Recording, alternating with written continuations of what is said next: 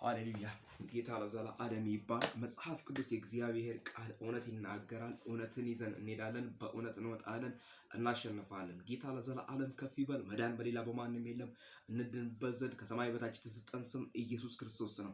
በመጽሐፍ ቅዱስ አንድ ክፍል አነባለሁ። እንዲህ የሚል ቃል አለ። ጌታ ለዘላለም ይባረክ።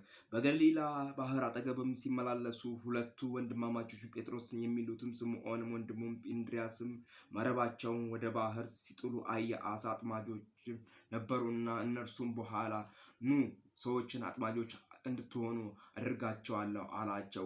ወዲያውኑም መረባቸውን ትተው ተከተሉት። ጌታ ለዘላለም ይባረክ። እንግዲህ ይሄ ለዘመናት የያዙት መረብ ነውና እንጀራቸው የሚሆን ኑሯቸው የሚሆን መውጫቸው የሚሆን መግቢያቸው የሚሆን ትዳራቸው የሚሆን ብዙ ነገራቸው ነበረ ይሄ መረብ። ይህን መረብ ትታችሁ ተከተሉ። ትናንትና አሳ አጥማጆች ነበሩ፣ ዛሬ ደግሞ ሰው አጥማጆች እንዲሆኑ ጌታችን ኢየሱስ ክርስቶስ ነገራቸው። ሲነግራቸው እውነትን ተቀበሉትና ተከተሉት። ዛሬም ትተን የምንከተለው ነገር አለ። ጌታን ስናመልክ፣ ጌታን ስናገለግል፣ ወንጌልን ስናገለግል ትተን የምንከተላቸው ብዙ ነገሮች አሉ። የዚህ ዓለም ሲስተም ኃጢአት፣ ዝሙት፣ እርኩሰት፣ ምቀኝነት፣ አድመኝነት፣